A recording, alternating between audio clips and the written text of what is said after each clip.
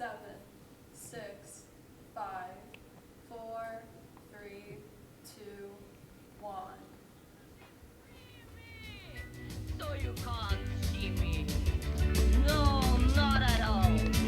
In another dimension. Welcome to today's episode of Film Hacks. We are your hosts, Cordelia Stubblefield and Sarah Frosch, coming at you with a review of the cultish cult classic Rocky Horror Picture Show.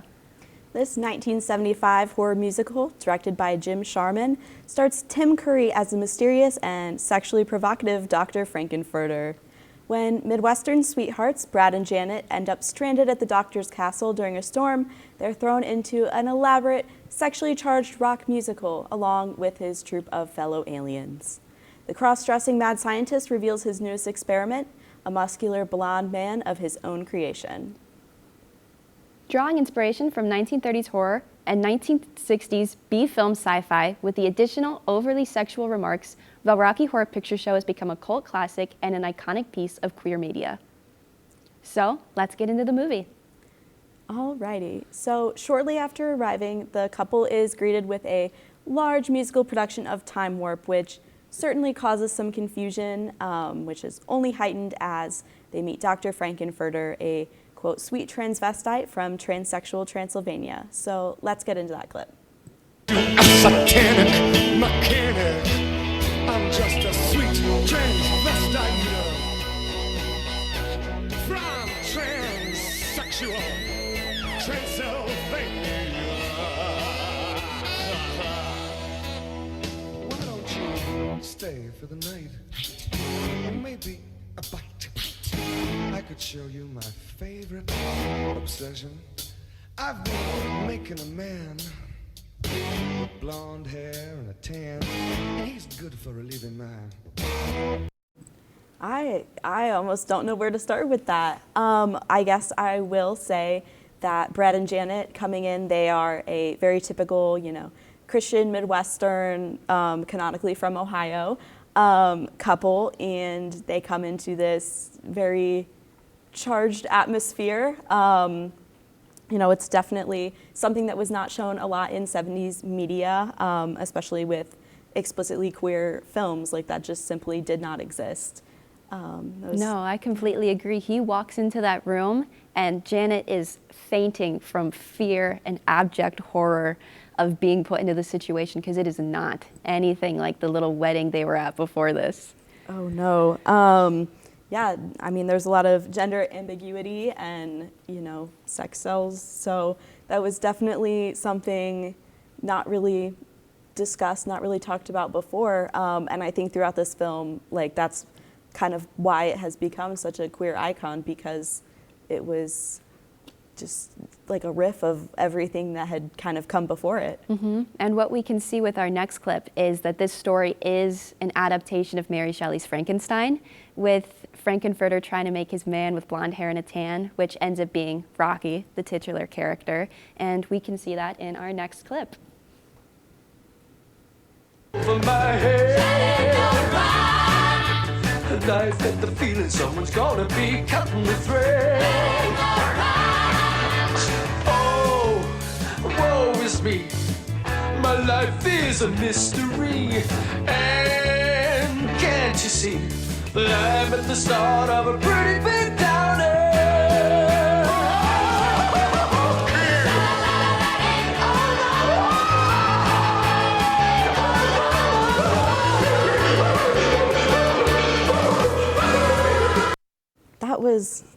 That was a great clip. I especially loved how Dr. Frankenfurter is chasing Rocky around the lab while, right after he's, I guess, birthed, created, he comes out of this rainbow tank, and immediately Dr. Frankenfurter is like, yes, this is my creation.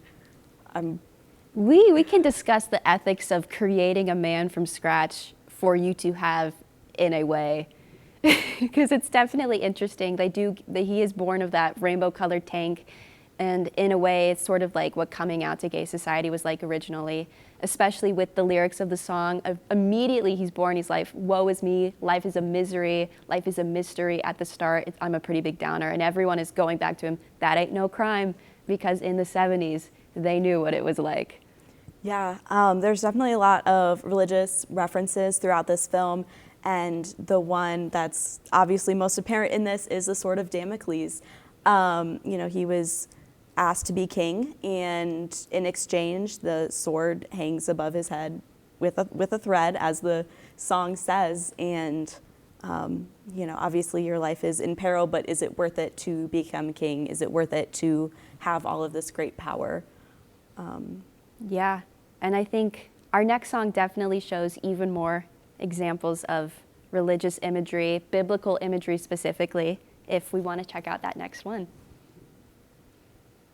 To fairy, that delicate satin draped frame, as it clung to her thigh, how I started to cry, 'cause I wanted to be dressed just the same.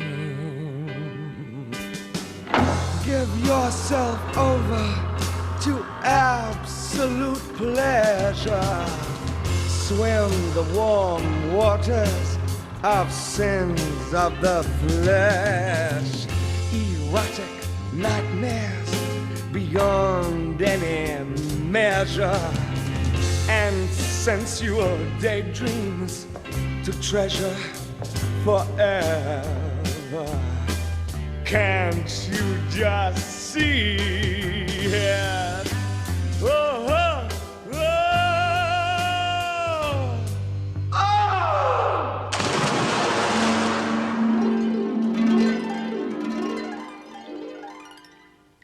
Don't dream it. Be it. Don't dream it. Be it. Don't dream it. Be it. Don't dream it. Be it.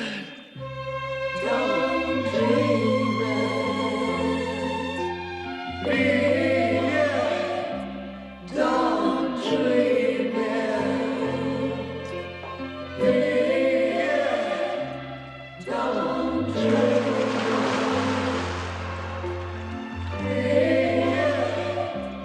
Don't dream it. Be it. Don't dream it.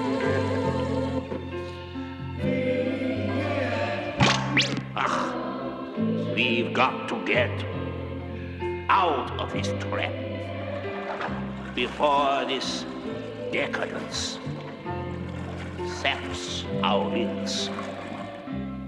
I've got to be strong and try to hang on, or else my mind may well snap and my life will be lived.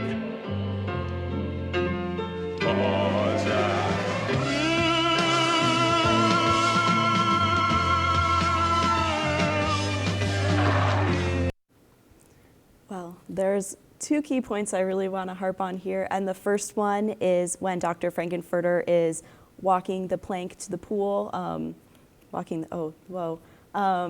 but he is saying that he wants to be dressed the same, and he's referencing, I believe, a woman from King Kong, and I think that just, is again another very overt reference to, the gender ambiguity.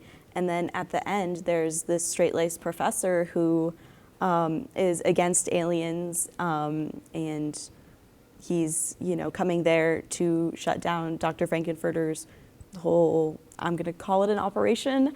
And even he says that he's like, we have to leave, we have to get out before we succumb to this. And even he, too, falls victim to the temptations of whatever is going on in that castle. I'm not really sure how one could even describe that. Yeah, I mean, in the context of the scene, the characters have been yelling at Frankenfurter. They've been so angry with him, and then just like the little temptress he is, he's managed to seduce all of them into jumping into the pool with him. He says throughout the film things like 7 days to make you a man, my children, they have a meal that resembles, First Communion, they have a painting of the Last Supper, and then he literally jumps into this pool with the creation of Adam at the bottom after he has made himself his own Adam.